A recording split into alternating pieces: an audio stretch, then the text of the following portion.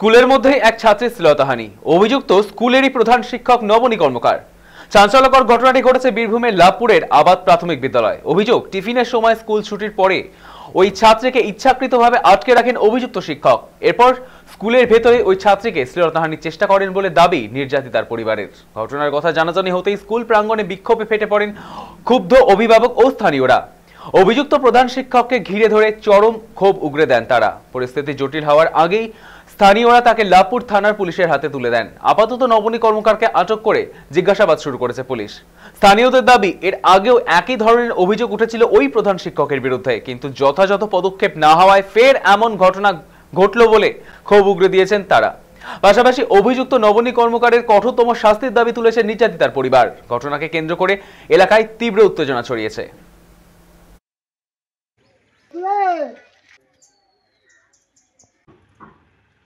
মেয়ে তো ভয়ে কিছু বলছে না, কান্না করছে। বান্ধবীগুলো বলছে সত্যির গায়ে হাত দিয়েছে হেড স্যার। হ্যাঁ, দিয়ে বলছে আমাদেরকে, বান্ধবীগুলো বলছে আমাদেরকেও এইরকমই আগের দিন আমি গিয়েছিলাম, আমাকে করেছে, সত্যি যায়নি। তারপর দিয়ে সত্যি গিয়েছে, তাকে করেছে। হ্যাঁ, গায়ে হাত দিয়েছে, শ্লীলতাহানি করেছে। তো একই ভুল বারবার করছে।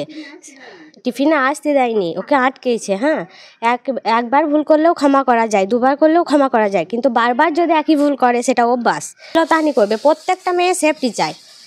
হ্যাঁ, প্রত্যেকটা মেয়ে ভবিষ্যতের ব্যাপার আছে। আজকে আমার মেয়ে, কালকে ওর মেয়ে, প্রত্যেকটা মেয়েকে তো শ্লীলতাহানি করছে স্যারটা।